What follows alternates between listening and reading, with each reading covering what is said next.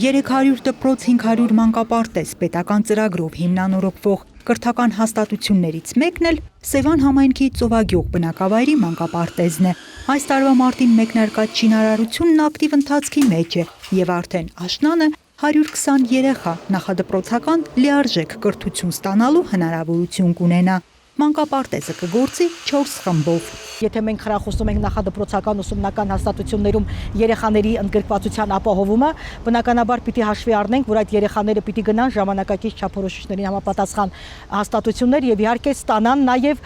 կրթություն եւ դաստիարակություն իրենց տարիքի առանձնահատկություններին համապատասխան։ Նախատեսված է իրականացնել ջեռուցման, ջրամատակարարման, էներգամատակարարման համակարգերի, սանհանգույցների, ինչպես նաև հատակի աստիճանների վերանորոգում, պատերի ներքին ու արտաքին հարդարում։ Շինաշխատանքների համար պետբյուջեից հատկացվել է 171 միլիոն 240 հազար դրամ։ Ամբողջ մանկապարտեզը ձևափոխվում է, կատարում են հարդարման աշխատանքները հենց այս պահին։ Տվյալ պահին անում ենք մենք այս սալիկապատման աշխատանքները։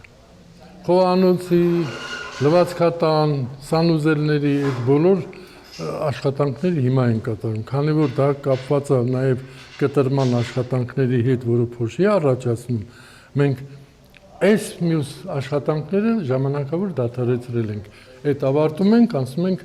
մաքուր աշխատանքներին։ Շինարարության ընթացքին վերահսկող կառույցներին հավասար հետևում են նաև մանկապարտեզի հարևանությամբ բնակվողները գրեթե ամենօրյա ռեժիմով։ Ուրախ են, որ գյուղի փոքրիկները բարեկարգ կրթօջախ են ունենալու։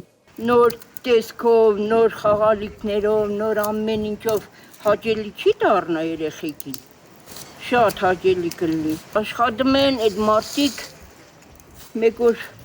իրանց գործից հետ չեն գած, ամեն ինչն էլ անում են։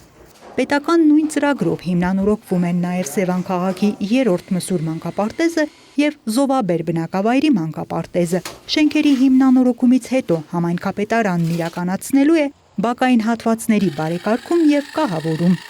Անահիտ Կարյան, Սարգիս Ալավերդյան, լուրերի համար։